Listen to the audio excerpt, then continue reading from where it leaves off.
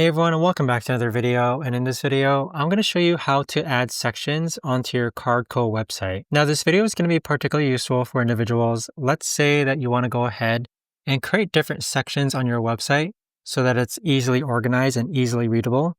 How do you actually go ahead about doing so? Now, this video is going to be short, sweet, and simple, guys. There's not going to be a lot of steps involved. So this is an example of a website that I recently just finished creating on Cardco. And the way that I created different sections is by clicking the plus icon and then clicking on containers. So what this does is that it creates these containers where it can house my text, my videos, my images. And you can see that this is container 1, this is container 2, this is container 3, this is another container.